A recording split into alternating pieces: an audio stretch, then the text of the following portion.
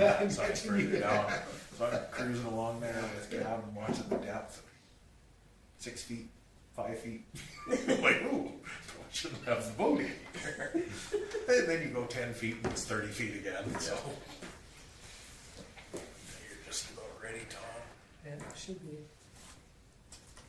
It's less than 1 minute, so How are you, Barb? Good. How are you, Jackie? Good. hopefully. It's been a busy summer already.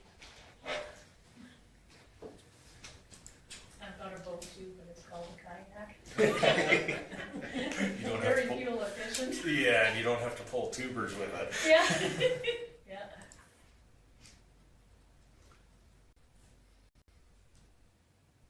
Well, it's 7 o'clock, we'll call the meeting to order.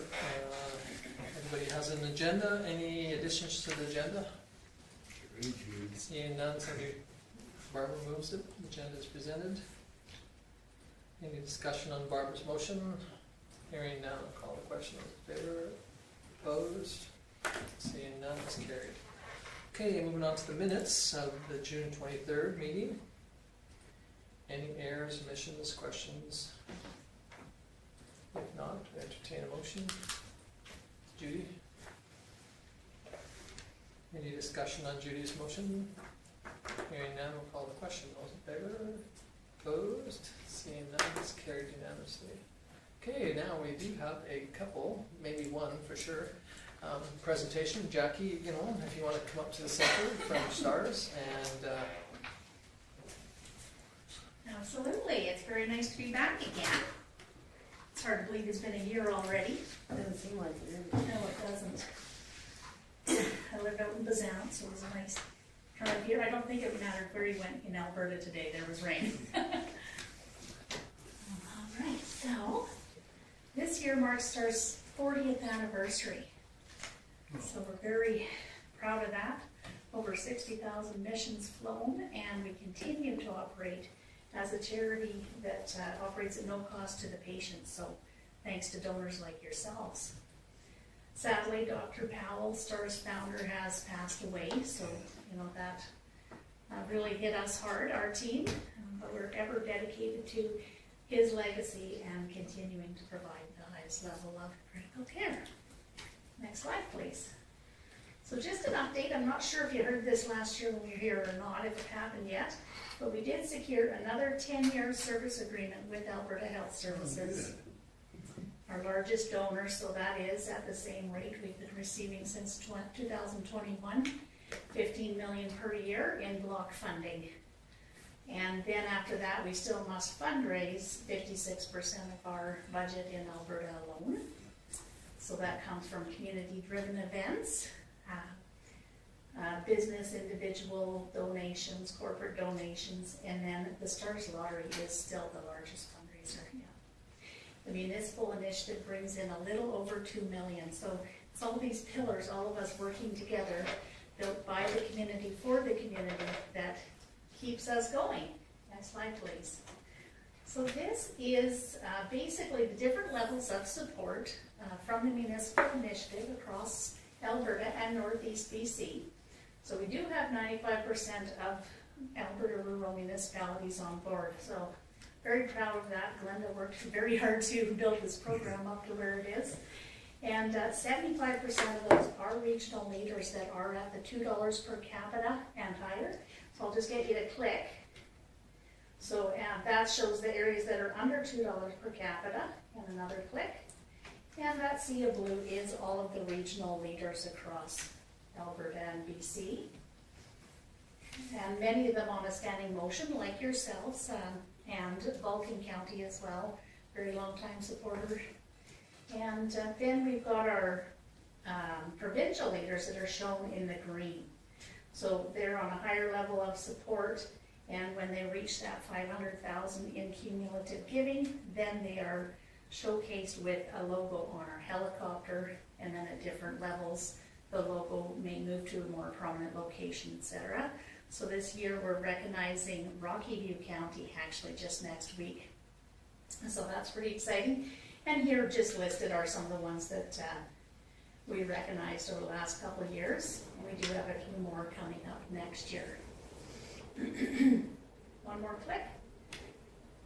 our regional partnerships, we continue to grow those. So many of you attended the Vulcan County Regional Communications meeting where I did the online presentation there. So it was nice to have that opportunity to capture more people in one place and reach out to those smaller municipalities so that we can build these regional partnerships. And that's where the towns and villages in partnership with the county or MD are all in united support. So I'm happy to share that the village of Milo and the village of Arrowwood have joined the municipal initiative, and we'll continue to work on that to build a full regional partnership. There's a few non-supporting municipalities there, but like I said, over 95% support across the province, and we did add County of Warner down in the southeast, and a few other more complete regional partnerships across the province. So very much a united effort on all of our part. Next slide, please. So in recognition of STAR's 40th anniversary, we wanted to provide you with a greater history of missions over the years. So we were able to track data back to 2010. So this is a 15-year mission overview within Vulcan County. You can see a couple of the years were higher mission volumes. Actually, 2010, 11, 12 were pretty high. And then it kind of went down and then spiked in 2023, bringing it to a total of 282 missions, which is on average, I'll look this down, that's around 23 missions per year within the area. And then about 7 to 8 missions per year are right out of the hospital as interfacility transfers. When the patient is deemed critical, then they're being transported from the hospital to tertiary care in Calgary. And with the scene calls throughout the area, that's where your fire departments from the different communities in your community are coming out to help with the safe landing of the helicopter. So we always really appreciate everything that they do and keeping everyone involved safe and being with the patient until we arrive. There's a little note at the bottom there that so far in 2025, there's been 8 missions flown to date within Vulcan County and within the town. So 2 critical interfacility transfers from the hospital at the time this report was made. Next slide. An update on your postal code project. So I should note, because often it's confused between the previous slide. If you can just go back one for a second, actually. So the stats on this slide are any missions flown within the boundaries of Vulcan County. That could be whether you live here, whether you're passing through for work and become critically ill or injured, or if you're here on vacation. All of those numbers, those missions would fall within this data. Next slide, please. Then we were curious how many people from each community were flown by STARS across Western Canada. And so this shows that based on patient postal code data only that we accessed, 117 residents were flown since 2010, 78 that were picked up in Vulcan, and 39 area residents that were flown from 19 other locations. In this case, in Alberta, but in many cases, you'll see it right across Western Canada where our 6 bases are. Okay, so of the 117 residents, you can see for Vulcan there were 61 residents flown since 2010. So this is testament to our partnership that not only are you supporting the highest level of critical care within the town's boundaries, but also across Western Canada, and in this case, Alberta to date. Next slide, please. We wanted to share with you that STARS is borderless, so on average, 11 missions per day across our 6 bases, and over 60,000 missions flown. So our helicopters do sometimes rotate to different bases based on the number of hours that they're at.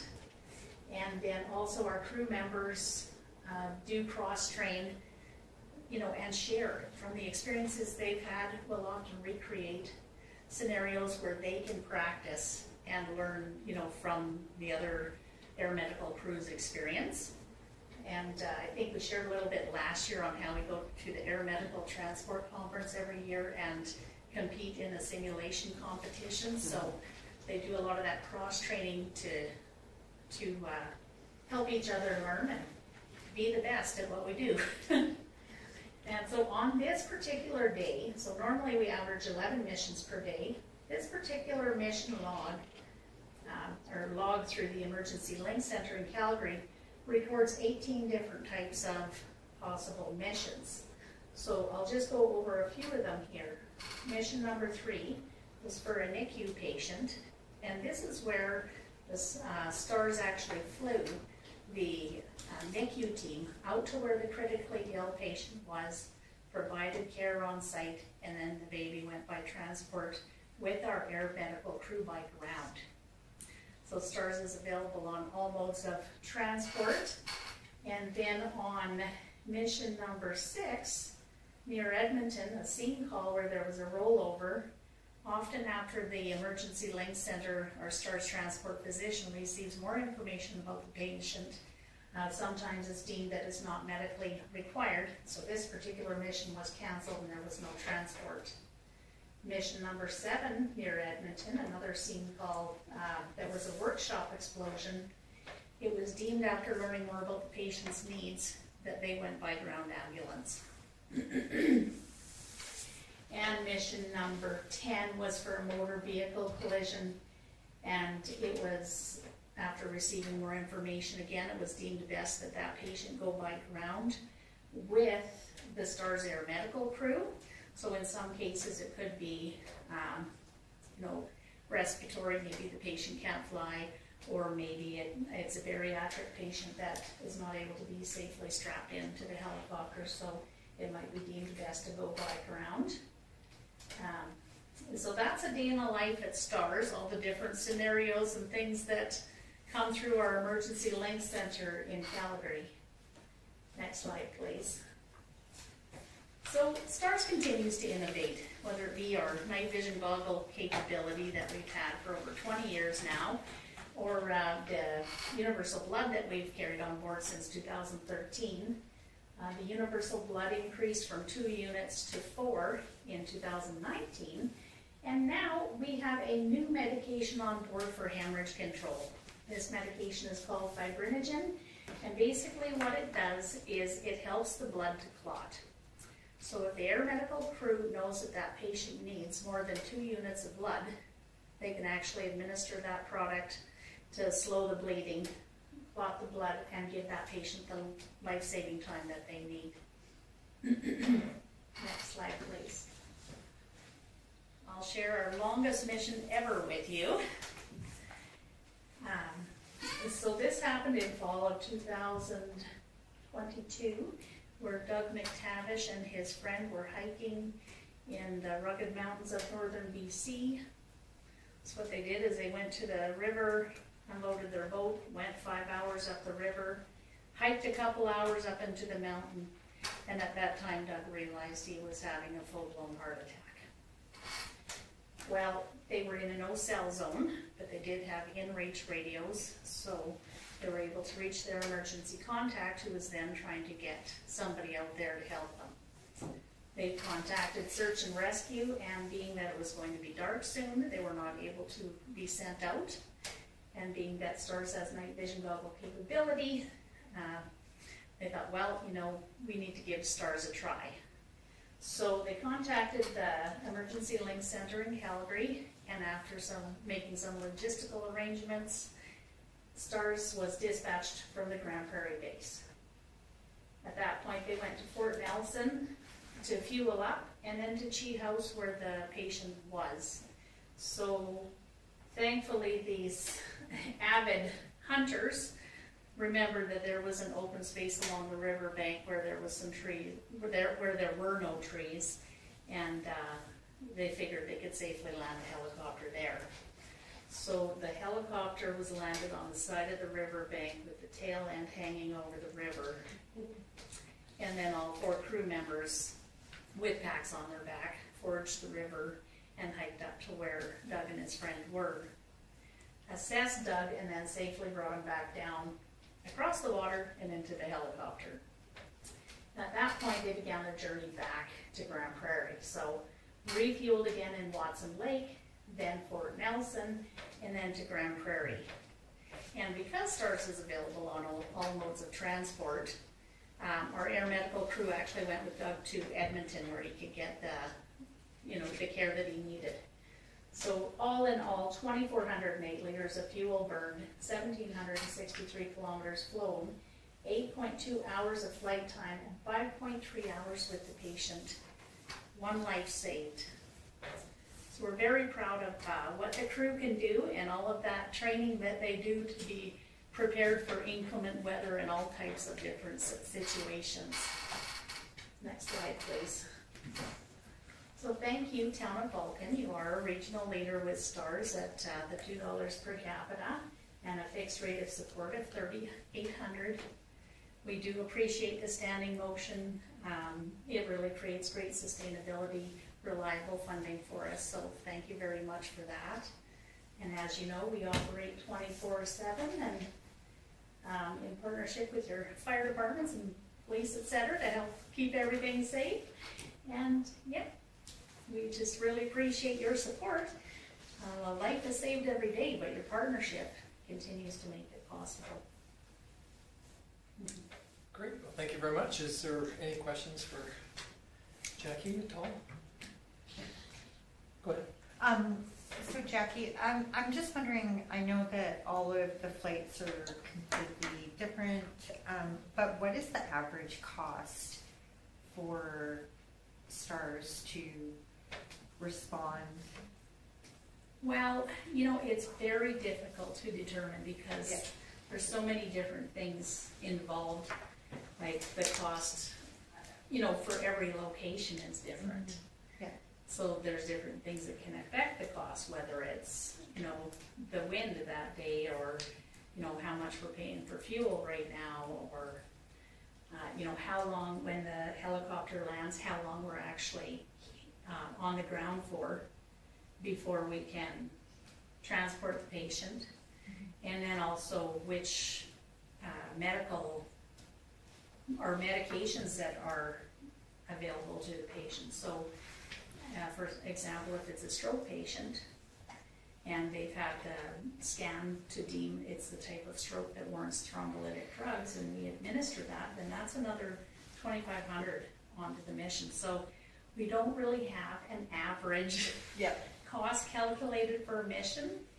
We do have different, opportunities for businesses or organizations or individuals even to kind of, support different, like say 10,000 toward cost of a mission, but that doesn't really determine the cost because of all of those variables.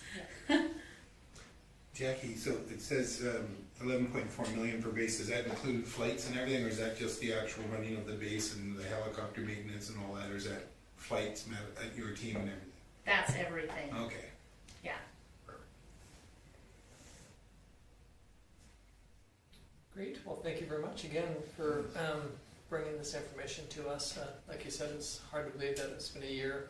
I did appreciate it when you chimed in with us when we did our communication meeting. That was nice, that you weren't feeling well and Thank you.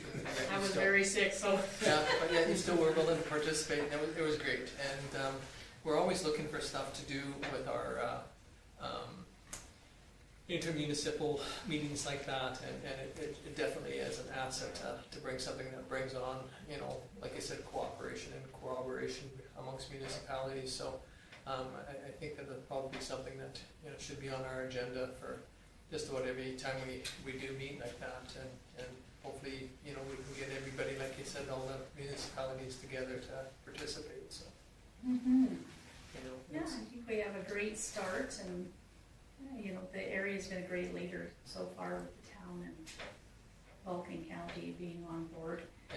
Something that we will be looking at a little bit more in the future is trying to do more regional meetings to cut Yeah. down on travel time and Yeah, I think that's, you know, I think our plan is, following the election in November, is to have another, and that might be a good opportunity, because there may be some new faces as well, so we'll make Yeah. sure to extend I believe the county's hosting the fall one, so. yeah, no, that might we'll be make sure a to great one, extend like the you said, invitation.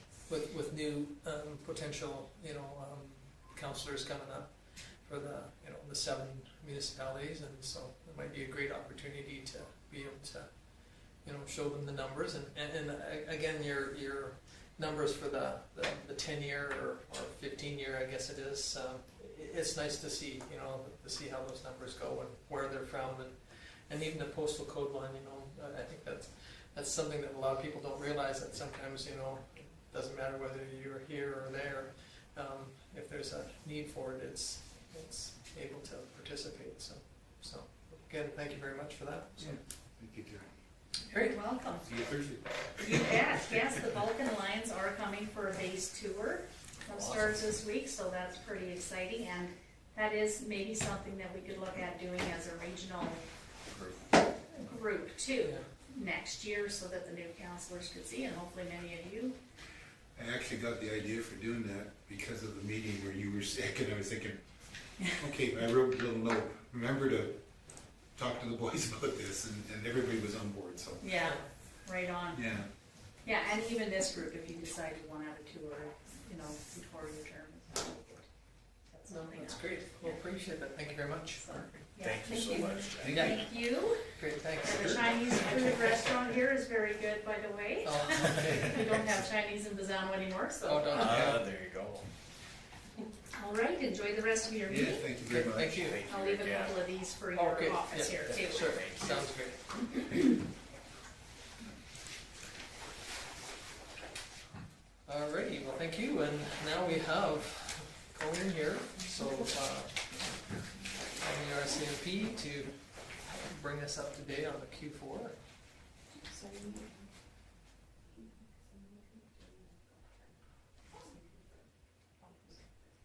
Right on, absolutely. Sure will. Thank you. All right. Have a good night. Great, Thank you. thanks. Thanks again. Safe Safe trip travels. home. I know, Cheers. I know, we should have chairs without Sit sideways. sitting with our arms for all your stuff that you have to carry. Yeah, with all your gear. Yeah, I think I've met all of you before, so I don't know. Corporal Colleen Wine. I'm acting NCO right now for Vulcan Detachment until Ryan gets back off his paternity leave, maybe in March, maybe sooner.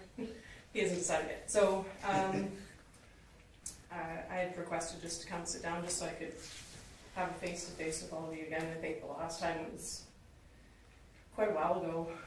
It was right after I got here. I was Yeah. fairly new, so I've been here almost a year, so kind of lost track. But you mentioned the Q4. I don't really have the information on that. I was thinking of maybe going over the new plan for our coming fiscal year. I sent out an email with a copy of it. I was looking at it today, and I think it was last year's that actually went through, so I'm not sure where that came from. But I'll see if I can get a more updated one for the actual current fiscal year, so you guys can take a look at it. Basically, just wanted to kind of go over what our general plan is and get some input if there's any questions or priorities that you'd like us to try and focus on this year, then we can try and implement that moving forward. Basically, we're looking kind of at similar priorities as previous years, but kind of fine-tuning the focus a little bit differently than what we have in at least last year. Focusing on obviously traffic safety, that's always going to be an issue, which kind of pairs well with the STARS. I think I've been involved in more STARS landings since I arrived here in Vulcan than in my entire career, so I know that we're definitely a fairly big client base for them, I think, for this area, so it's nice to have them available. So we're looking at a few different things. I want our detachment to kind of try and up our impaired driving enforcement. There's not a lot. Maybe it's because we don't have a lot, which would be nice, but I'd like them to step up doing more check stops, more of that mandatory alcohol screening, to try and just kind of see if we can do more enforcement around the impaired driving aspect in the area. The other piece that we're going to try and do, obviously, is going to still be the regular traffic enforcement, which our newest member is very keen on. We get mixed reviews on that, but we're going to try and spread that out. As I told him, kind of spread the love between all the other communities as well, not just in the town of Vulcan. It's easy within the town of Vulcan because it's close by, and as he was learning, it was kind of a safety net to be closer to our detachment hub. We're looking at trying to kind of branch out and do maybe some, like an afternoon of enforcement in Lomond and Milo and all the different areas, so we have not just the visibility, but also kind of the enforcement pieces in those areas too, in addition to what we're already doing. The other piece, I'm trying to remember, we're gonna, we already do quite a few joint force operations with High River Traffic Services. We're trying to partner more with the sheriffs, Alberta Sheriffs, as they're taking on a bigger role in the area. And we have a very good relationship with Fish and Wildlife. So we try and pair up with them during the summer for boat patrols and that kind of thing as well. So we're looking at setting up more of those this summer, weather permitting. We had plans to get out on the boat a couple times already this year, and each time the weather seemed to not allow that. So the other parts were, let's find my place on my sheet here. Obviously, community visibility. We do our best to get out to parades and different functions. Not always possible because it all depends on call volume and what's happening. We are a small detachment, so we have four constables, myself, and then Ryan when he's back. So there's 6 of us total, but on any given day there are probably at most 2 working on any shift. So if something's going down and there's a community event, obviously the priority is going to go to enforcement or response to a situation versus parades, but we do like to try and take part in whatever we can. The guys were in the Swap Days parade this in June, which they had a lot of fun with. Franco didn't quite understand how long the route was, so we used up all of our candy in the first half. Yeah. So we're going to work on our planning a little better for next year. But Double your candy. yeah, exactly. I thought I bought quite a bit, but I guess maybe I underestimated how much we needed. But if there's ever any event, I mean, within the town, for sure, if we can come out and show our support, we're definitely going to do our best to make it out there. Schools, the other priorities is obviously visibility in the schools, having that good relationship with the youth. I think our members do quite a good job with that. Franco and Ken do quite a bit with the high school, with that impaired demo that Ken puts on every year. This year we had a Nerf war with the high school students, which actually turned out better than I was anticipating. So I think that's going to be become an annual thing, with having kind of like just a fun Nerf event there with I don't know if everybody knew if that was, you were aware of it or not, but we kidnapped the principal with the graduation certificates, and then we had him at the top of the fire tower, and they had to try and get to the top of the fire tower to get their certificates back. So it seemed like they really had a good time with it, and it was a lot more fun than I was like, really, you want to have a Nerf war? I'm like, I'll stand off on the sidelines, but I ended up being put in the tower with the principal, so I was in the last line of defense. So we held them off for quite a long time, but yeah, it was pretty fun. So I think we're going to do more of that. It just helps to humanize. It was all emergency services were involved. So we had Gabby with bylaw and the fire department, and everybody was kind of in on it, so it was pretty fun. Some of our other members have been going out to Lomond, Milo, those places, and trying to create a good rapport with those schools as well. So we're going to continue to try and maintain that visibility in the schools and the good relationship with the kids. The one thing that was brought up during the town hall, but also something that we are looking at, is creating another neighborhood watch kind of program, given that property crimes is one of our major crimes in the area. I did have a contact with the Willow Creek County, I think that's the right county, the one next, like near Nan. They have a neighborhood watch program that's going on, and at the Senior Protect, getting my words all mixed up, but there was a Senior Protect meeting, and one of the ladies that runs the neighborhood watch in Willow Creek County we were talking about it, and she said she'd be willing to help out in kind of maybe combining the two counties or helping Vulcan get going with one. So that's kind of on the books for trying to get that rolling this year at some point. Is that something like the COP that we had? Yeah. Similar. I don't think Those are I a want bit to go as far as citizens on patrol. I mean, it's something we could look at eventually, but that takes a lot of time commitment and a lot of volunteer hours. And with the way society is today, I don't know that having people out and about. It's one thing to sit back and watch or report what you see, but being around and physically looking for things, I feel like that's going to put people at unnecessary risk.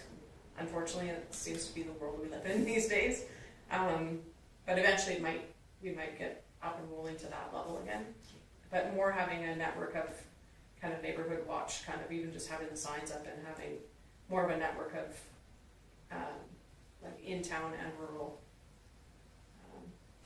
watch guards, I guess. Yeah, is the idea. So, hopefully. I'm hoping to also get doing some more fraud presentations. That was high on our list last year, and it just didn't really come to fruition. But I just got a whole box full of fraud pamphlets and magnets and different things from the Fraud Awareness Center, which I was hoping was going to come in sooner. But I did do one presentation with David Lyon from ATB down in Champion earlier. I'm losing track of time completely, but sometime this spring I went down and did a presentation there, and went really well, and we'd like to do more of those in more of the communities and try and get more of that awareness out, because unfortunately that is another high volume crime in our area, is the frauds. So there seems to be lots of people that fall victim to it, and we'd like to try and help get the information out there to have that awareness and to protect people from it. So I think those are the highlights. I wasn't keeping track of time, so I probably went way over, but if there's any questions, or if you have any ideas that you want to throw out, I'm open to suggestions.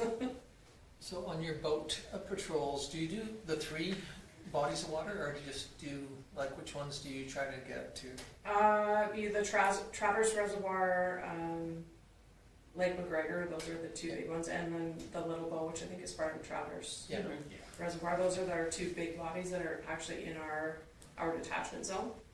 So the one at, Twin pardon? Twin Village? Twin Valley, is it it should be in your catchment areas too, isn't I it? think that's in Nanton, Oh. but I'd have to look at the Yeah, boundaries. it doesn't matter, it was just a, If there's ever anything that happens there, we would be Yeah. the ones responding to it. Yeah. So if we can actually get around to going out, it would probably be a good idea to do a patrol there too, just to familiarize ourselves with the area. Yeah. The boat launch on that body is on our side, so. yeah. Yeah, there you go. So, so we would probably look at doing those as well. But Okay, that's great. And then a couple of years ago, we had one of your fellow members come to, and they talked about this door cam program where somebody can sign up if they've got a door cam, and if there's an incident, then they're willing to maybe share that information. Is it still up and running in our area? Or as far as I know, there's still cards at our front counter. oh, okay. That's called the Capture program, and I think people can sign up, but I'm not entirely sure how it works. Oh, okay. I'd Yeah. have to look into it further. I can look into it. And, It doesn't matter. It was just something that he had mentioned. Like, we were in Champion one time, and he was talking about it and saying that it's something that if we knew that you had a camera, then we didn't have to go door to door, we could just say, well, Richard's got one on his, and it happened in his area type thing, so this is something that he could capture first, and so. And I'm pretty sure it's still up and running. I haven't actually had to try and look for that resource in any of our investigations that I've been part of. Okay. So our guys probably would be more familiar on how to access that Yeah. information if we needed it, but I'm pretty sure it's still up and running. Ken presented on it at a regional meeting in Okay. between the transition from Troy to Ryan. Okay. So- Yeah, and Ken's pretty savvy with those kind of things. Yeah, no, it was just one thing I had written down, but, those two. Is there anybody else that has a question for Colleen?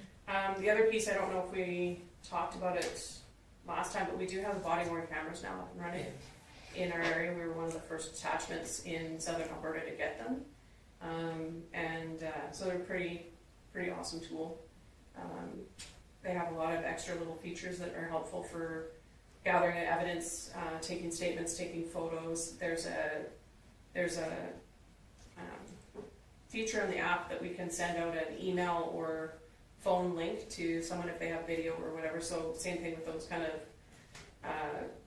any kind of video surveillance or photos or anything like that. We can send out a link and they can send it to us, and it automatically uploads into our evidence system, which is pretty, makes everything a lot more streamlined and really nice. So Yeah. it's been kind of good. But Yeah, and it seems so that our unsavvy people that are out there in the world seem to be up on technology far better than most of us, and it is disappointing in a way and sad that they do, but it just seems though like whether it's with the fraud or whatever, they just seem to have that ability to have that part figured out, and most of us are a couple steps behind them, so whatever aid we can give you, I think, is an asset as a community. So. yeah, definitely. And unfortunately, I had to miss the RCMP town hall meeting, Yeah, same which here. I was sorry to do that. But just a question, because I think it was brought up, but I was one of the ones that was that was stopped on the highway when they did the stop check. Okay.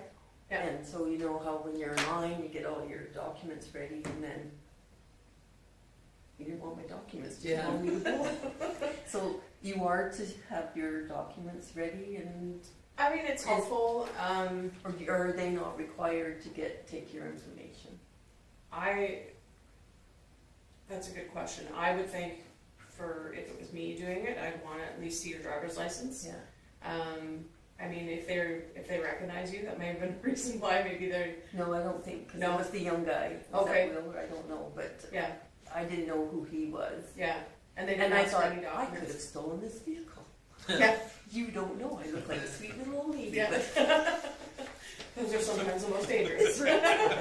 I was just surprised. I just thought Yeah. that was a given when you're stopped, that you have to produce your registration and driver's license, but maybe not. Sometimes, like if you are blowing into the machine, I would think that they would want to at least see your driver's license.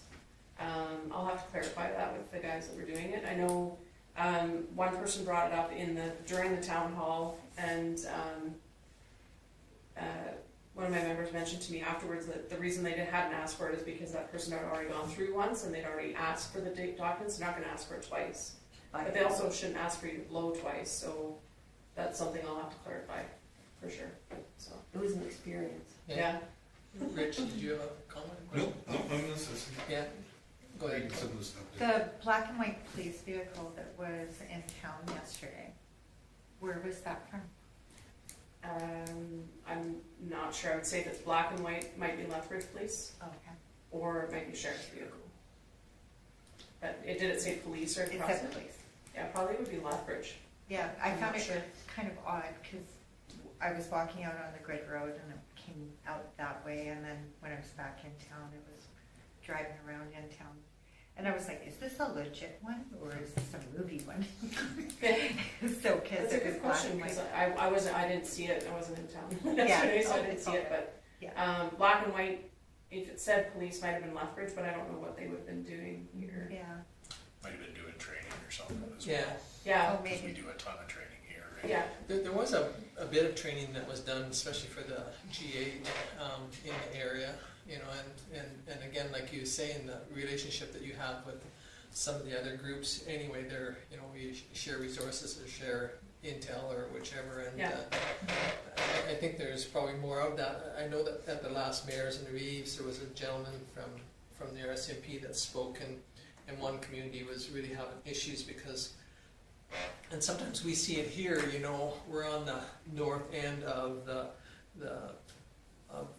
sheriffs from Bluffbridge, and we're on the south end of the sheriffs from Calgary or High River, and then, you know, and then, like you said, the High River, you know, Highway Patrol, and so sometimes it seems though they all congregate at the same time, and so this was what this mayor was had concerns from some of the residents, is that all of a sudden you see 20 vehicles in your community and go, holy mackerel, what's going on? And sometimes it's just coincidental that, yeah, so sometimes there's. and I have had some frustration since getting here that there is a lack of communication between some of the specialized services and our detachment. Yeah. So, because I've had people be like, hey, what's happening in town? There's a bunch of guys in like black SUVs and like green gear, and I'm like, Good question. that's a great question. We were It would be sitting- really nice to know that they're in our town if they're doing training or whatever, because we're gonna be the ones that get the questions on it, and We were sitting having coffee in the backyard, and all of a sudden, three constable canine yeah, come ripping down through there, and you guys want a drink? No, we gotta keep going. So they went up and in the back area, they're working, they were hiding things, and then, you know, letting the dogs do. I thought it was kinda cool myself. yeah. But it would be nice for us to know Yeah. that they're, so that if we do get questions on it, because I think it's cool as well, but some people might be concerned, like, oh, is there So something there's some going on? seniors there, all of a sudden, you know, they'd be, you know, Yeah, you know, concerned that and I something's guess, happening. you know, if a different person, then, you know, maybe that person should know something's gonna happen. Yeah, Yeah. but I know that I've been working with a GIS member in Airdrie, and he was like, he had messaged me, I was out patrolling around, and he's like, yeah, I see that the crime reduction unit's down in your area. I'm like, really? I'm like, Good to that'll be good to know. Yeah.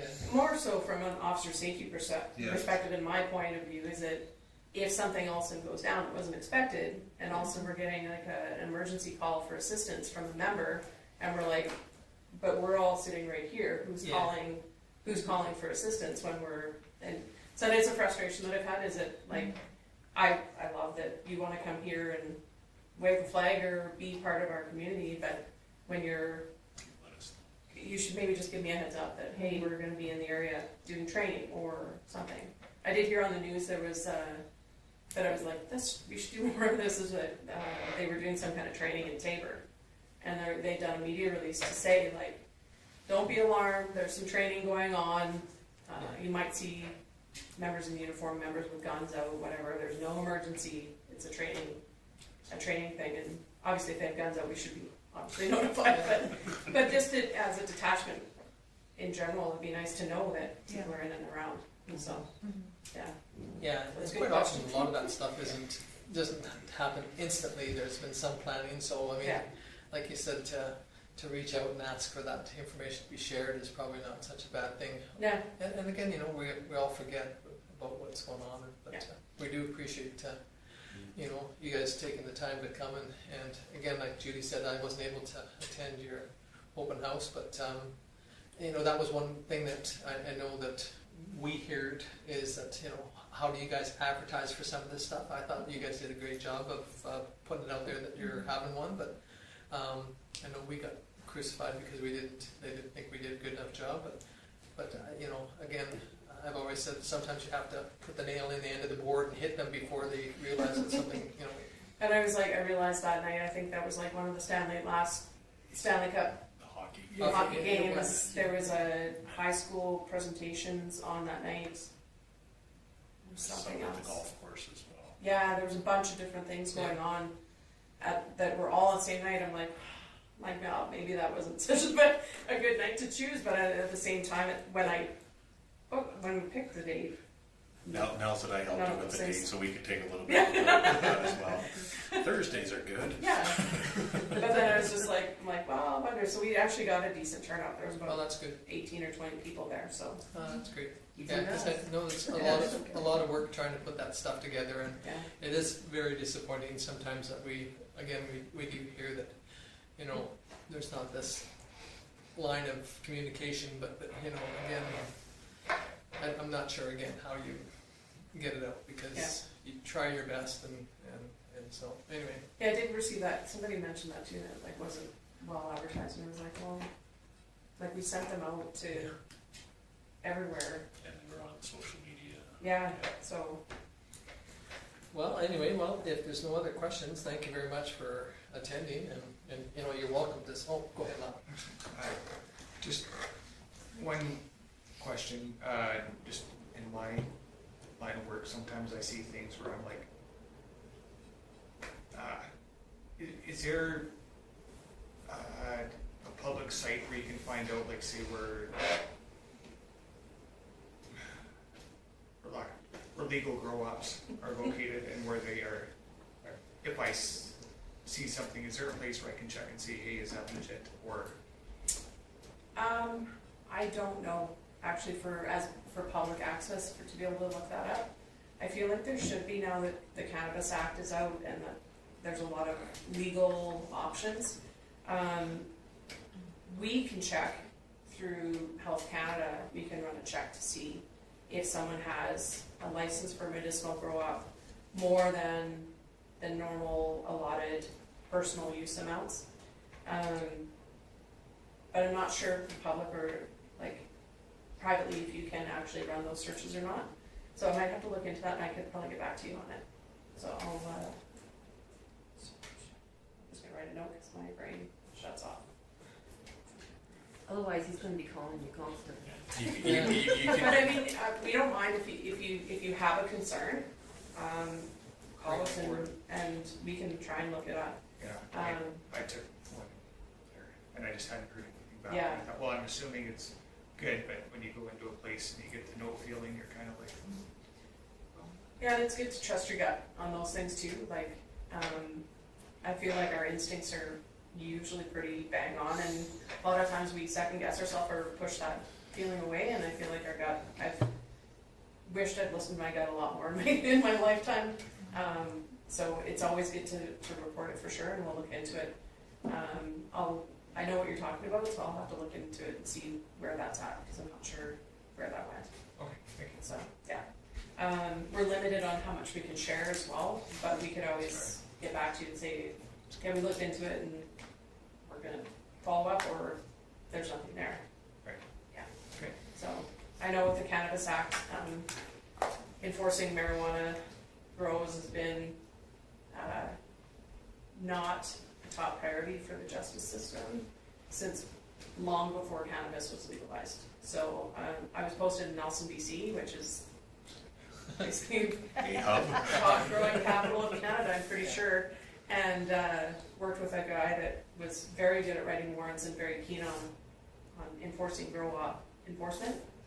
And by the time I was done, I left Nelson in 2015, and by that point, you could barely get a grow search warrant through because the justice, they're like, it's practically legal. Yeah. I'm like, but it's not legal. But it's not. And it's still not legal to have a grow-op without the proper documentation and licensing.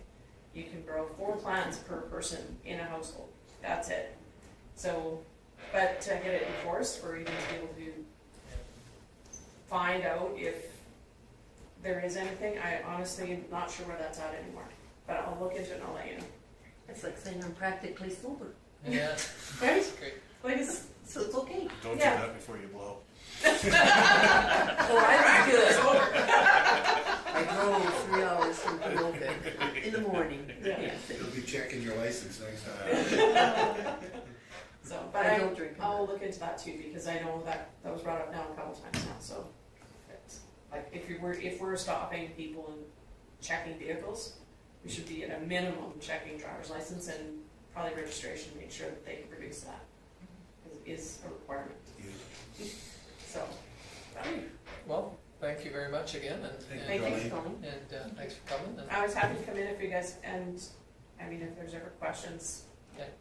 let us know. yeah, we know where you live, so. Yep. Yeah, I think everybody knows. We get a fence too, so. Very exciting. We have air conditioning now. I see that. And a hot tub. Having fun Yeah, with hot our tub, weeds, so. Yeah. So All right. thank you very much. Yeah, thanks, and you're Yeah. welcome to stay if you like. I'll come. Thanks, Colin. Thank you. Great, well, thank you. Okay, well, we will move on to the correspondence. There's a letter there from the Vulcan County for the recreation cultural funding. And you're aware of all the funding that is provided. This was requested through Chris through their recreation department, their rec board, and they've been really good about sharing the costs now that we're able to track some of those numbers. So we're not anticipating any change anytime soon. So. Sounds great. Any discussion on this one? If not, somebody wish to file it. Richard? Any discussion on Richard's motion? Hearing none, we'll call the question. Those in favor? Opposed? Seeing none, it's carried. Okay, moving on to the Clean Energy Improvement Program. This is the one that Will talked about, and again, Barbara was the one that brought it back a couple of years ago. And so Kim got some information on it, and there it is for you.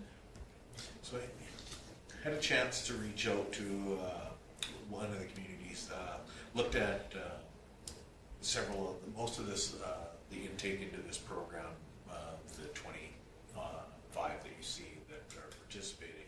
Majority of them are cities, so I looked at a lot of the towns that had signed up. Sterling was the closest, the village of Sterling was the closest population to us at 1,200.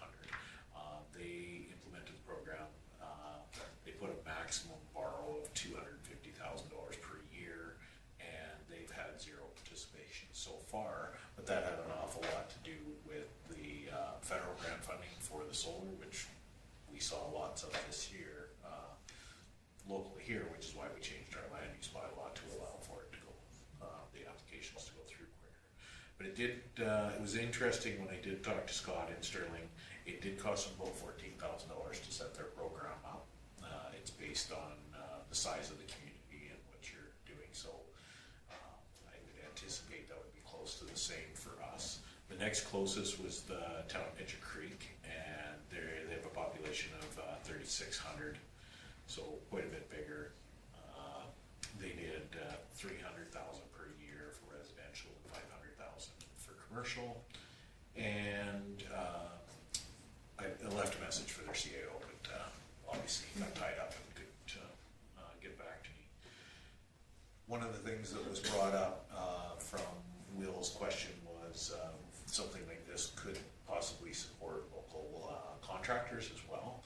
But to be part of the program as a contractor, you have to sign in too. So I looked at where the contractors were from. There's 538 that are approved to do residential. Majority of them are from Edmonton, Calgary.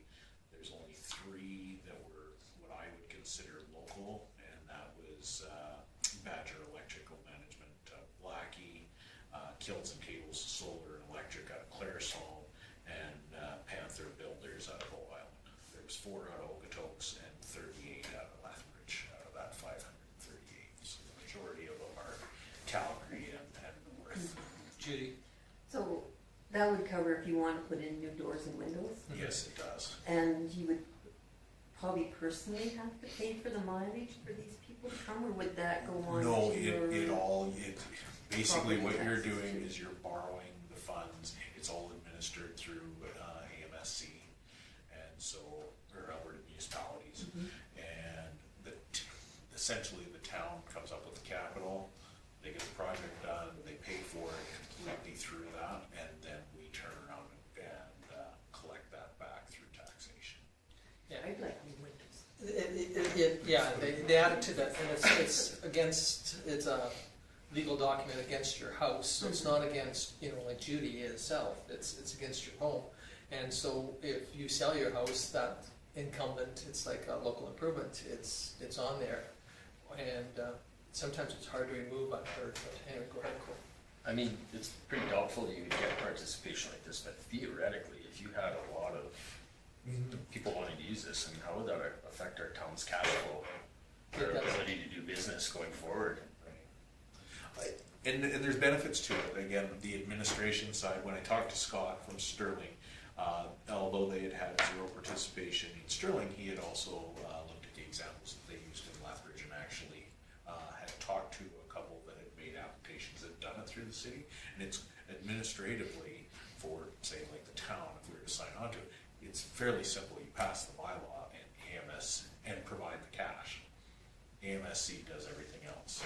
So they do the promotion of it, all of that sort of thing. Go ahead. Yeah, I guess my thought on this is, in a town our size, to put forth a few $100,000 and lock it up to better somebody's property. I don't know if that's our responsibility or not. You start having 20 or 30 homeowners come to the town saying they want how much money to put solar panels on or whatever.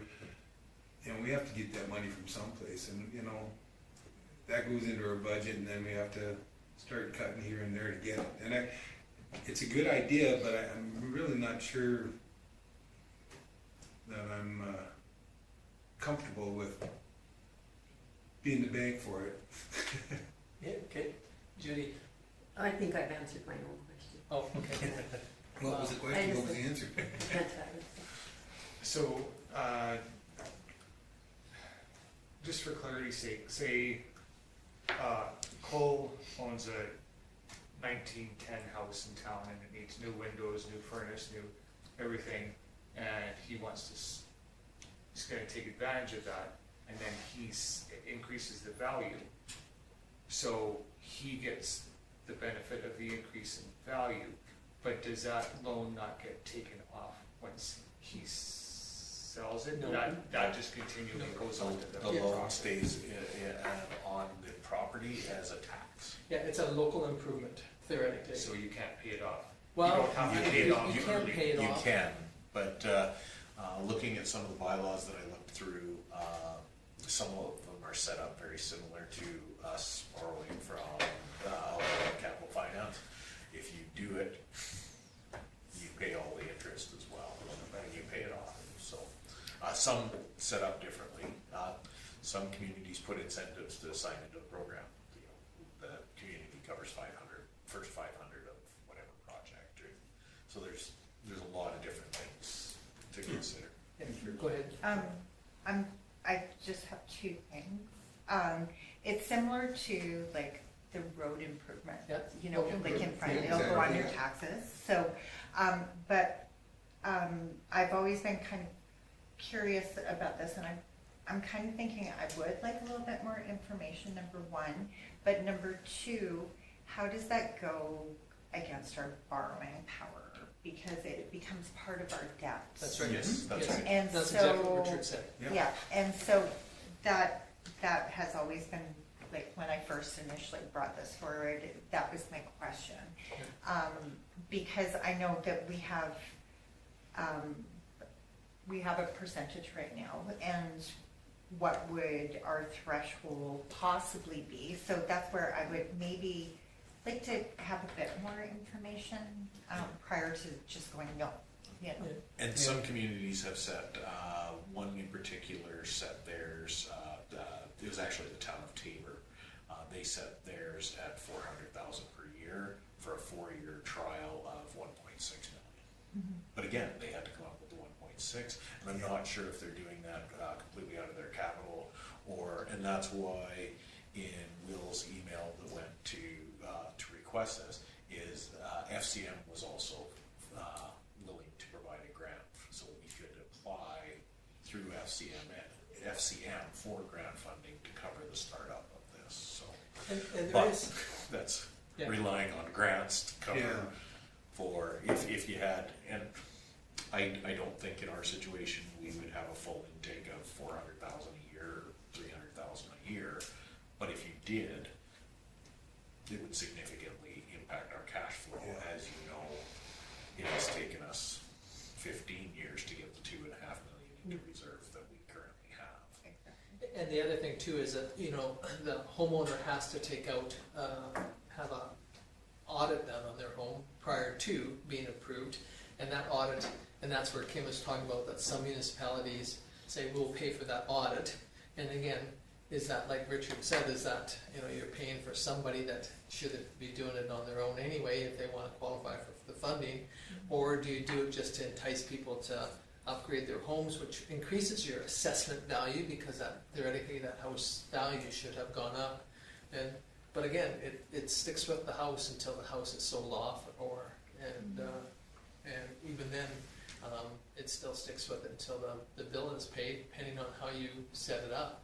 And that's why, like, even with our local improvements, we do have, you know, some that pay it off right away. Some of them ventured over 5 years or 10 years, and we have done that internally. But like Kim said, you know, there is an opportunity that we could borrow the money and have a loan on it. But again, you know, we'd be the rest of the taxpayers would be paying interest on it. Cool.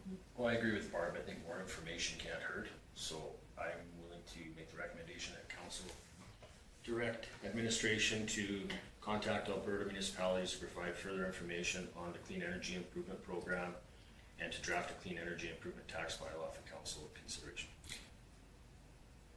If you'd like, from the information that I got today, this recommendation was written before. What I heard today through my investigation into this is that the Alberta municipalities have draft templates of all that stuff, so rather than having me put together a draft at this point, perhaps it's just having Alberta municipalities come and do a presentation first.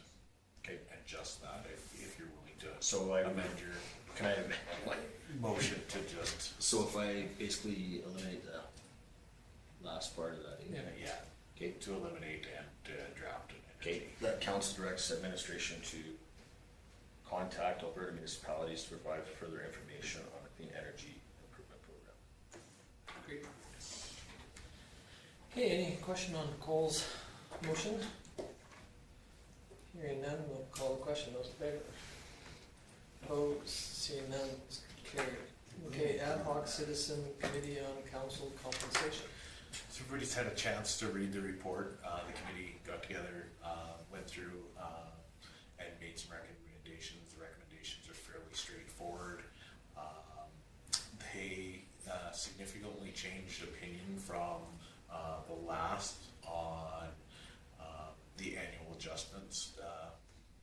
Their overall recommendation is that they should be considered to be calculated the same as the COLA adjustment that was done for staff. But of course, we weren't doing that in the past, so this was new, and they were able to review that. They liked the way that was set up with that cost of living based on the consumer price index change. Major ones were the to implement on January 1st, so even though the election will be in October, this will stay in line with the passing of the rates and fees bylaw, and that the bylaw be included to the recommended changes for DM and honorarium rates as recommended with an annual COLA adjustment going forward. 2026 rates and fee bylaw include the recommended changes to the travel and expense rates, and really that was the mileage rates, and it was Alberta, but looking at several of the other communities, they're doing the CRA prescribed automobile rate, which is significantly higher. So, and that one is just, it's spit out every year. You can go on the website, find it, and follow it. So that one was brought forward. The recommended clerical made to policy A12 for the remuneration, and that's the technology. And their recommendation was to, instead of town providing, is providing an allowance for councillors to pick whatever technology they would like to for doing the council meetings or committee meetings, those sort of things. And they came up with $500 each Sorry, go ahead. How much were these, do you know? We budgeted for $2,000 for All of them? a piece. And we're only gonna get 500 now? So we'd have to pay 1,500? Right, but it's 2,000 over your term. So 500. Oh, so, Oh, So it's $500 Oh, per year. It does say per year. Yeah, so it's basically the same as what we were into, but I just thought it's 500, that's not. it's over time. So, Yeah. and again, through further conversations inside that, it may be worth putting something, again, I have to draft the policy for this. It could be something where if somebody needs to buy a brand new, they can, with council approval, have the full allotment of their term at once to buy something if they need or, so, because it's, a new cell phone now is $1,500 in a lot of cases. That's a cheap one. Yeah, that's a cheap cell phone. Yeah. But I mean, for your laptops and something like this, I mean, you can go downtown to Open Gadget Repair and spend less than $500 and get a refurbished computer. And even some new, the Google computer. Oh, yeah, the Chromebooks and Yeah, those sort of those things. Those are fairly cheap. And that's what we had last time, and the mixed reviews on those as well. So this allows council to pick whatever technology they like. And again, I know some use these only for council meetings and that, so. Well, that gadget repair, they have the capabilities of fixing cell phones and Oh, devices yeah. like this. I've got a new cell phone, I took my old one, and he refurbished it, he refurbished his laptops and stuff. It's good to know. so you mentioned like we could pick out everything, but don't we have to basically get all, and again, computer illiterate, don't we all have to kind of have the same system so we can work this? No? No, so what, with our shift Office 365, it'll be a cloud base tied to your personal account. So that will be its own, so we can load it on any device. And as far as the iCompass that we use for our council meetings, you can bring that up on any computer. Okay. So you could, I don't want to teach you how to do this, Richard, but I can bring it up on your phone and you could do it from your phone if you would like to. I think Will's the only one I've seen that's done that during a council meeting. Bring I up can the see meeting? it on my phone, but I can't read it because it's, Yes. I can bring up the I find meeting. this hard sometimes, Yeah. because I'm old. Well, it's just sometimes the larger the screen, it makes it easier for some people, and I think that's why the thought of, if you wanted a full-blown laptop compared to, a notepad type thing, Yeah. you could do whatever you need to do, and so, Yeah, with this, like as Lyle said, the Chromebooks, the simple Chromebooks run in the range of $500 to $700. So essentially, you could get a brand new one every year if you want, or a refurbished one. So, okay, any Just- other discussions on and the other one? the last one was for a policy to be developed to allow council members to participate. So the last recommendation was consideration for the benefit plan to sign in voluntarily with 100% of the cost, and no councillor ever even looked at that. So it was brought up that an easier one that probably would get better participation would be the wellness and health spending account. And so we checked into it. The information that we got from our provider is you are all provided with T4s already as counselors. So adding to our benefit program through that for the wellness and health spending is fairly simple. So as you know, the health wellness spending account is $1,000 per year, maxed out. If you don't use it in a year, you can only take it to $2,000. Health spending account has to be spent on things that are pre-approved, and the wellness has a lot of categories that the health spending side doesn't. So and the way our program works is you get given your allotment at the beginning of the year, and you personally decide which one, and it runs off of an app. It's very simple. Even our computer challenged staff members find it very easy to do, make the claims, those sort this might be a lot more user-friendly for counselors, so the recommendation was to bring that forward. So again, I'll have to develop that policy for council.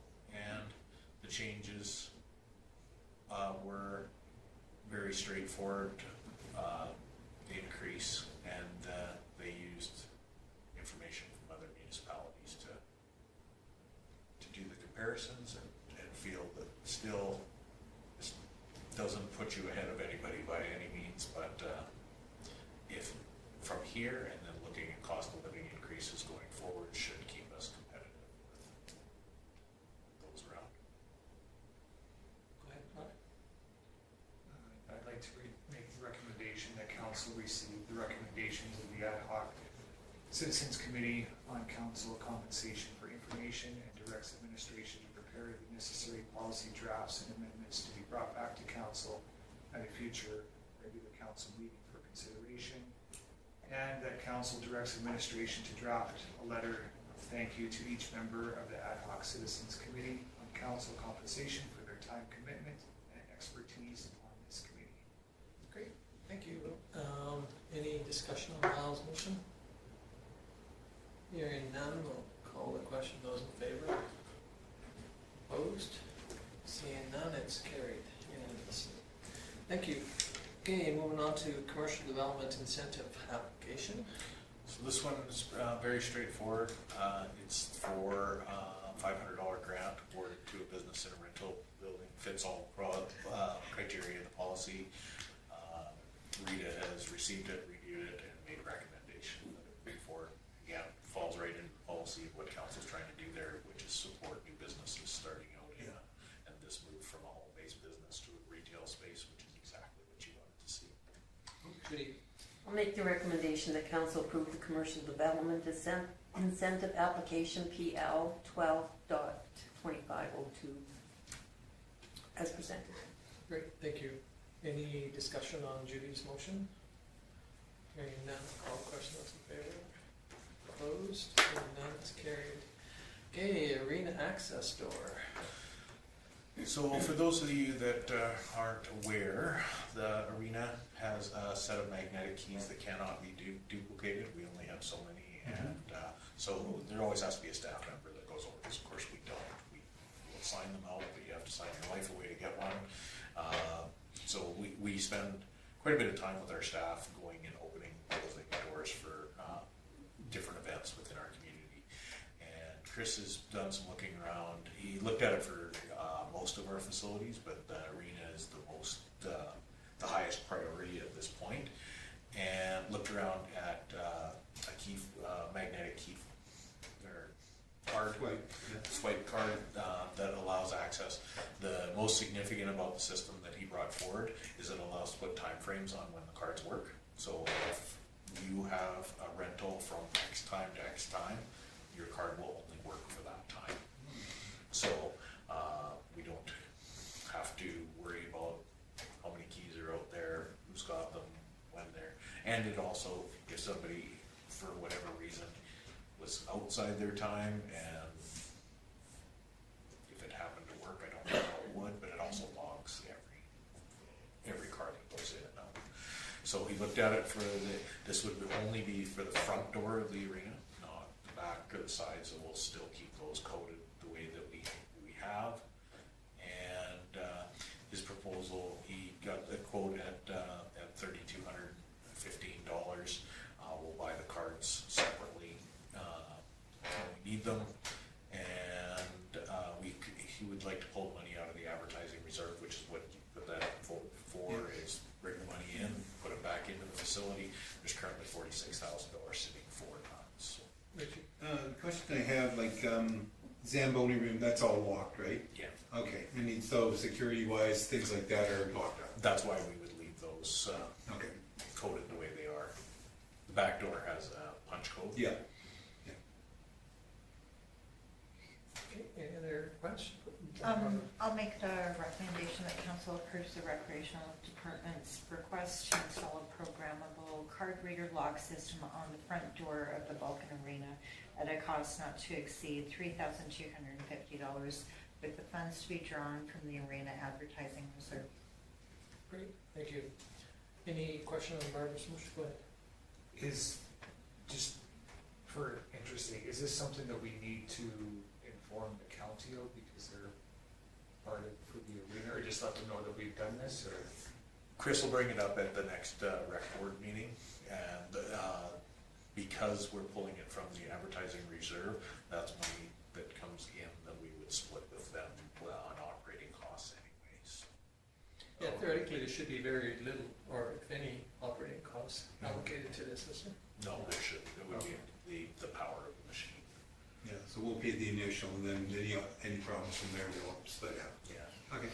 Okay, just so that they're aware, I think things are going much better than they used to be. So. Yeah, absolutely. It will make them aware that the upgrade's been done and it was paid for out of the advertising, which is the whole point of us putting that program together. Okay, sounds good. Any other discussion on Barbara's motion? If not, we'll call the question. Those in favor? Opposed? Seeing none, it's carried unanimously. Great, thank you. Road closure for Volcom. And this one is exactly the same as last year with the change of date. It is for the movie presentation during Volcom that they do down in 9 Line. It was very successful last year. And Chris would like to redo that. And this is done through the recreation department, or the tourism department, sorry. Cool. Even the motion dates are long. Yeah. July 6th, 24. Yeah. July 6th, yeah. 24, yeah. It needs to be July 25th. Did you want to Chris? hold that closer? for Well, and I can own that because he, yes, it's July 25th, 2025 is what the motion should, and he does the bulk of and I rewrite the recommendation, so he said it was done, so that was on me. So yes, Friday, July 25th, 2025. Thank you. I should have updated the date. Thank you. Having said that, I mentioned the recommendation that council approve the tourist department's request for the temporary street closure on First Avenue North from Center Street to First Street North from, the time of day is still correct, I Yeah. assume, 9:30 to 12 o'clock AM on Friday, July 25th, 2025, yeah, there we go. for the outdoor movie event during the Volcom. Yes. Great, thank you. Any discussion on Cole's motion? Thank you. We'll move on to the question. Those in favor? Opposed? Seeing none. Okay, Marcus Foundation. Approved minutes of May the 27th. Any questions? I know Judy's already brought us up to speed on that last month, and okay, if not, we'll move on to the Vulcan County Health and Wellness Foundation, May 28th meeting.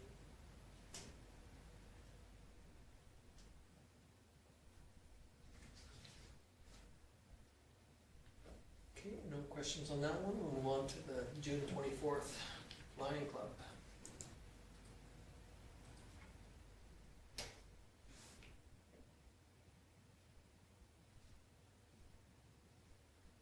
Okay, no questions on that one. We can move on to the first one, and this is the one that Judy found a question on going in closed meeting. And so I guess we'll have to relay that on to Well, Will, and he can relay it on to them to make sure that there is a time put on that one for the June 25th meeting.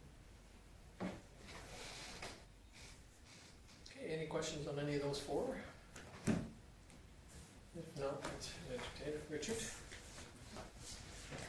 Moves these. Any discussion on Richard's motion? Hearing none, we'll call the question in favor. Opposed? Seeing none, it's carried. Okay, councillor reports. Councillor Magnuson. Well, we saw the minutes of the Flying Club meeting. That they had some issues with someone violating their lease agreement and cleanliness and possibly living in the hangar part-time. But I've found that no one really wants to take responsibility to go tell the person, you're not supposed to do that. So they might be coming to the bylaw officer to do it. It's unfortunate that, you know, we all want the status of prestige, but no one wants to do the work to take care of things, but that's just my opinion. I had the pleasure of attending at least part of Porch Fest on June 28th. I think we had decent weather, at least for 3/4 of it. Seemed to be well turned out, a good turnout from what I saw. I was at the Canada Day Parade in Drumheller, and thank you, Tom. I had the pleasure of driving up with him and seeing people drive by and slow down and take photos of the float as they drove by. And a friend of mine up there said they estimated about 5,800 people. Oh, Yeah. And just on a side note, regarding the home show that the town was at this past spring, winter, I did receive a listing from people that attended the booth. They came up and they told me that they got my name from the pamphlets there, so good. I have received some benefit up there, and hopefully other businesses have as well. And that's all I have to report. Yeah, okay, great. Any questions for Lyle? If not, we'll move on to Councillor DeBook. Actually, I had no meetings, but went to the Drumheller Parade, me and George Lee and Lyle and Tom, and probably one of the better parades we've been to in a while. It was just a gas. There was a ton of people. I could not believe the amount of people there. Hot. It was a hot day, but it was very well run. It seemed like it ran good, and yeah. Thank you for driving that. Oh, not a problem. Yeah, that's about it. Okay, any questions for Richard? Okay, like I said earlier, Will's working tonight, so he's unavailable to attend tonight, but still move on to Councillor Sanderson. On June 23rd, Dawn sent an email to all the boards that we had an opportunity to purchase a wheelchair accessible van for $9,900. It was donated to a youth in the Nanton area, and they wanted to give back to a charity, or I shouldn't say charity, the food bank. So they offered it to us, and the wheelchair part itself is valued at $35,000. So it's a 2003 Dodge Caravan with about 205 kilometers on it. This will give us breathing room until we hear from Health and Aging on funding, which we have already. 7 board members immediately approved that. We felt that was a good fit for us with what we were dealing with, and to try to keep us moving. So you will see it around. The RAV and this caravan has now got the food bank and the FCSS logo on the vehicle, so you will notice that. We were advised June 24th that the Claresholm van was being pulled from Vulcan, so that was the day before we had voted on that, so it was good timing for us. We were unfortunately expecting this. We were hoping they wouldn't pull the van, but they did pull the van. Claresholm is still supposed to support our communities with the medical trips, but would be charging full rates. So why would we have our people go through paying full rates when we can give them subsidized rates through us? So we are working that out. Food bank will be running the Vulcan transportation, the Vulcan shuttle they're calling it right now, until we can get a Vulcan transportation group set up, which probably won't be until the fall. On June 27th, our funding agreement did come through from Healthy Aging Alberta and United Way. Finances are covered for June and July, and we had to do an application for the rest of the fund, which would take us from August to March 31st, 2026. We hired another driver, which we were told we were going to get last August, so now we do have 2 drivers. And Carl is going to stay with the Vulcan shuttle, even though he was hired through Vulcan or Claresholm. He will help Claresholm if he's free, but otherwise, There's 38 rides been completed in June already, so the numbers are really going up now that people are getting to know the drivers and they know it's the Vulcan shuttle. But I think we're going to see the rides even go up higher. July 11th, Dawn did complete our application, the budget for the grant, and thank you to Kim for getting a letter of support out. They required 2 and we had 4, although county wasn't signed, so I don't know if we got to use that or not because we have to approve it through county council first. They didn't request a budget, but Dawn sent it in because they have been keeping track of our numbers, so I think that just makes it look good. They were hesitant about supporting Vulcan because of the situation with Claire's home, but our Healthy and Aging group said no, they're good people and please support them. So we've got a good group running it, and that's why I think we're going to be able to keep it. So we don't have any summer meetings for Food Bank and FCSS, but will call a special one if the need is there. June 24th, we had a Marcus Foundation. We had Tara DeWitt do a presentation on ads. That would be on the Vulcan Voice, that is on their radio station. This was unanimously opposed at this point in time in our meeting. Our money's a little tight with all the applications we've been making for the lodge. We are at 32 residents with 2 more coming in September, so that's the highest we've been. So what we've had is the respite room, and 2 people that have used that respite room have realized how wonderful it is and that it's not lonely. There's always something to do, so they are now moving into the lodge. So that has been a good move, having that respite room. A motion was made to apply for CMHC seed funding and our HPP for 5 units, self-contained housing units for the town of Vulcan, the village of Milo, and the village of Arrowwood to be on this application. No government, as I said, contact has been made to us yet on the lodge, but we want to get this moving. If we can't move forward with that, we've got to get our seniors into, and Arrowwood and Milo really want that in their communities because they don't have any place for their seniors to stay in their communities. We all had the opportunity to go through the 2026-2028 business plan, and I'm a little anal about reading everything. So I had a lot of corrections and changes and questions. So these are all answered and corrected, and therefore the business plan was presented, approved as presented. Great, go ahead, Barb. Would the, I guess it would be the food bank, the transportation falls under now with HAA, but have you guys talked to the county to perhaps see if the money that they were donating to Clara's home each year would be coming to more locally? That will be moving discussed forward? at their county meeting on Wednesday. That would be awesome. Yeah.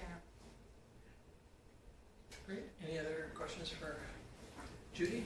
Oh, go ahead, Corey. That van that was going to be purchased, it has capabilities of removing the, I guess, the wheelchair lift into a different vehicle if there's vehicle failure with the current one? I would think so. Yeah. And the money that we put away, before I forgot to write down, so I don't know if you saw it on Facebook, but Fountain Tire was impressed with how Food Bank and FCSS are supporting seniors in our community. So they are doing all the maintenance for no cost, and we just pay for parts on our behalf.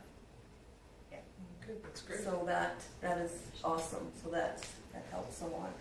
And I'm sorry, now I forget the question. Oh, no, you Like, mentioned it. did I answer? Yep. Oh, yes, so, and the money that we're getting for the rides, we're opening a savings account, and money will be going there, and we will be building money up to hopefully at some point with other, with grants, but if we have money in kind and that, to maybe buy a newer van in the future. Yeah.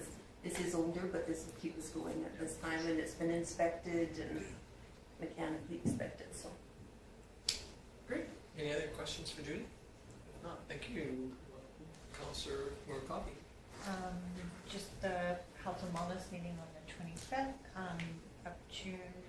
I have not had any meetings, and I don't think there's any meetings for the rest of the summer, as far as I know, except for town council. I have noticed, though, lots of lineups at the pool, and they seem to be getting people through. I've heard some really positive feedback about how the pool's running this year, so just thought I would say that. And unfortunately, I haven't made a parade yet this year.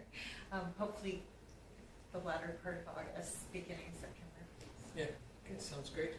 Okay, any questions for Barbara? If not, thank you. Moving on to Councillor Dunham. I haven't had any meetings and I don't really have any comments. Okay. Any questions for Cole? If not, thank you. Okay, for me, I've had 2 SEWA meetings. We're still working strong on getting this facility built in Newell Solid Waste. And also there's a group up in Banff, Canmore that is, and then a group in the south that are starting to try and get together and promote this. And I'm not sure if it's because of it, but there's been 4 different groups now have made proposals to the solid waste to haul their garbage or their MSW to other facilities, and some of them are got some pretty sharp pencils, so definitely not as good as the pencil that we have if it goes with SEWA, but anyway, I think they're seeing the writing on the wall that they got to do something out there. So I too attended the parade in Drumheller, and thank you for Lyle who took his time to listen to me yap all the way up there and all the way back, and Richard and George Day for attending, and again, it was a well-attended parade by the majority, and our next one is in Strathmore on the 2nd, and sounds like Richard and George Day are interested in going, and you, maybe Barb, or I mean Judy, sorry, and It's looking good. okay, sounds great. So it's an earlier one, it's a 9 o'clock one, and Chris will send us out some more information on where we line up and how we get through the process. Other than that, that's about it for me, unless somebody's got some questions. Okay, if not, somebody wishes to move to the council reports. Richard? Any discussion on Richard's motion? Hearing none, call the question in favor. Opposed? Seeing none, it's carried unanimously. Okay, moving on to the action list, which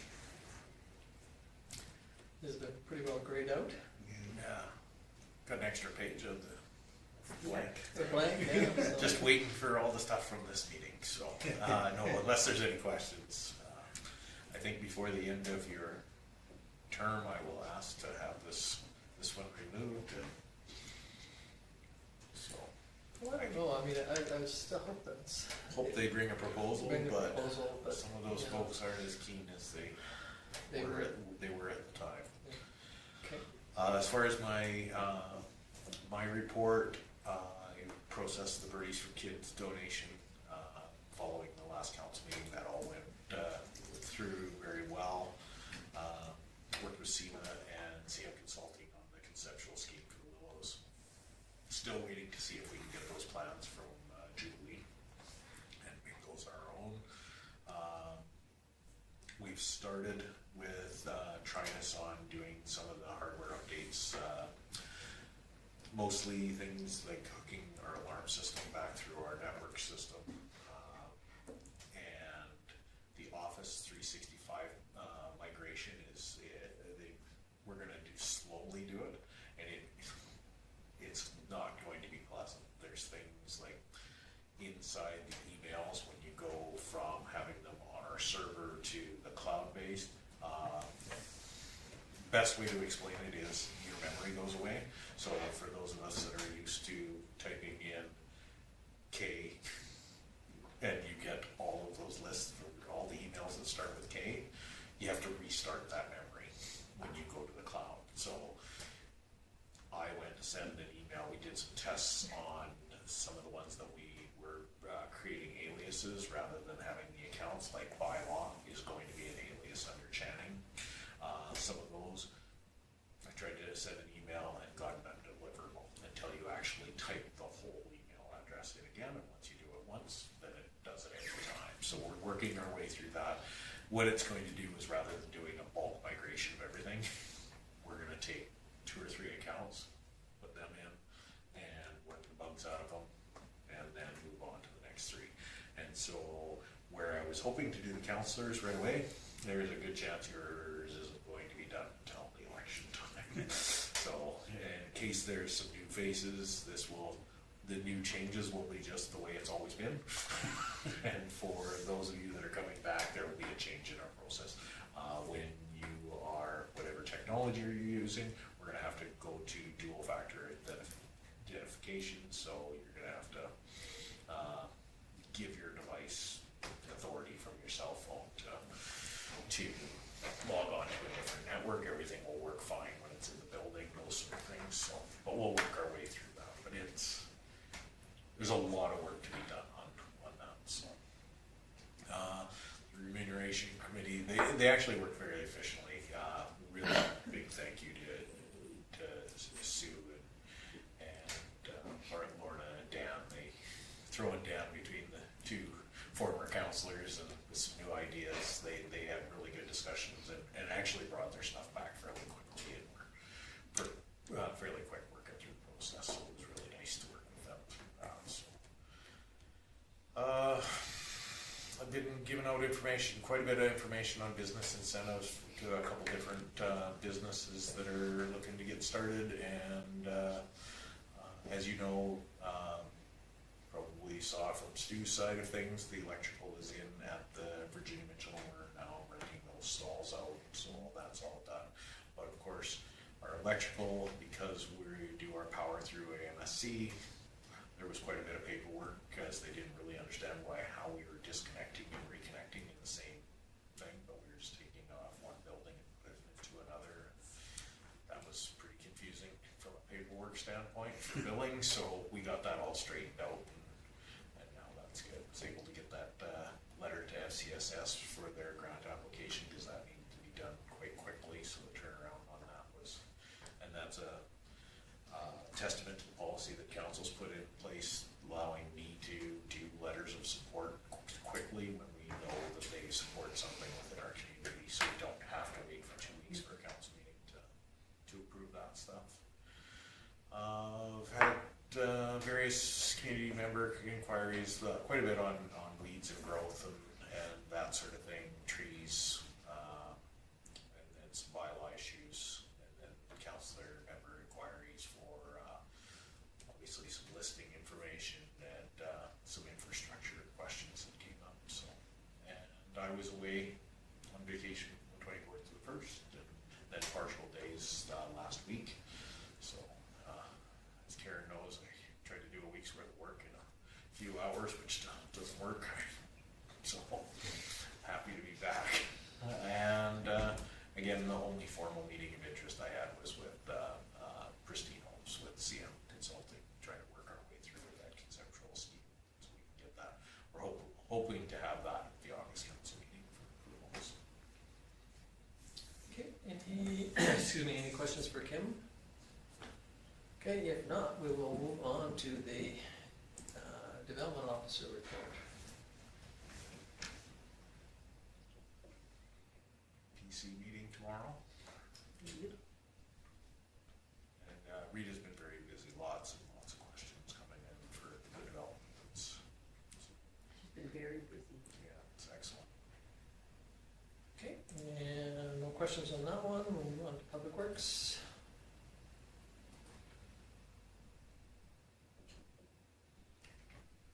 You're able to get those sewer lines lined, and everything went well with that. Campground's obviously not finished, but we're able to use it. He's still got some trees to plant, those sort of things. The spot days and then getting 3 inches of rain right afterwards really helped settle everything in. Somebody backed into one of the stalls, sunk in, and bent one of the things over.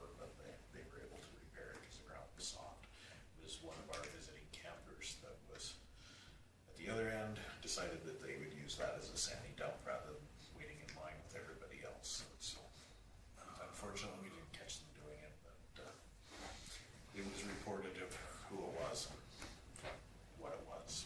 It didn't do any major damage.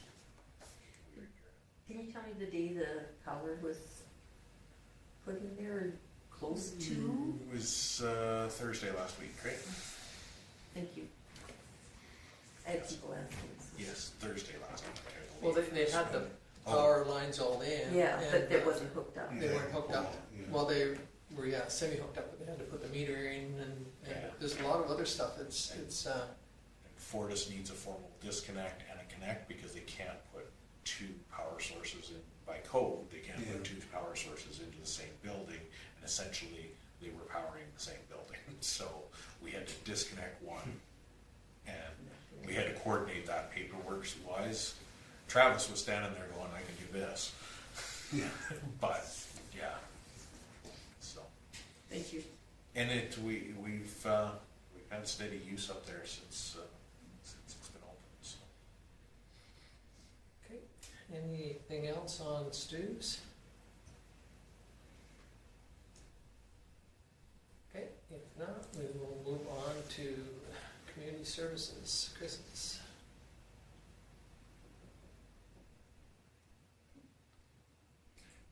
Like the fact we made $1,300 and I'm listening sides. Oh, well, that wasn't just that was just overall. Oh, okay. Because we, Okay, the way it's worded. they were using that side of the campground, Yeah. but even last year when we opened up, council approved it for overflow, we Okay. only charged $10 Oh, okay. a unit for just parking wherever. Yeah. And so for this year, even though we had the stalls, we did the same. So Okay. next year they'll be paying the full rate for, and we'll do overflow where we have room now, which is very little. So yes, the $1,300 was good for not having anything up there. Yeah.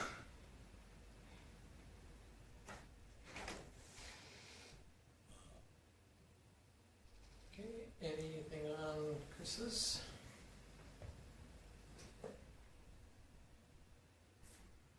If not, we will move on to the bylaw.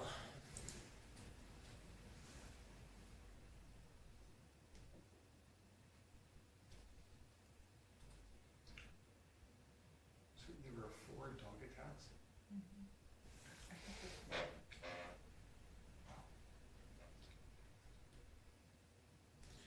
Same dogs?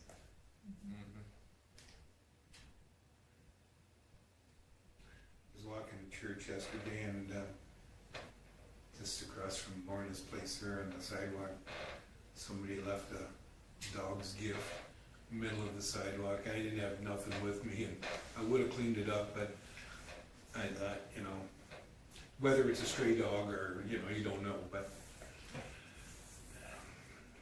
yeah.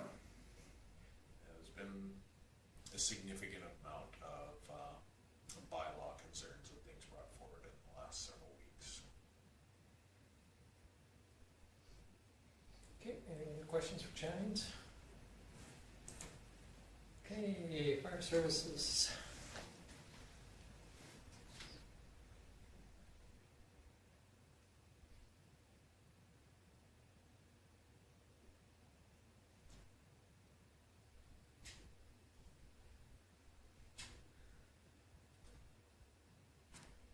Okay, no questions for any of those. Somebody wish to move them? Barbara? Any discussion on Barbara's motion? Hearing none, I'll call the question in favor.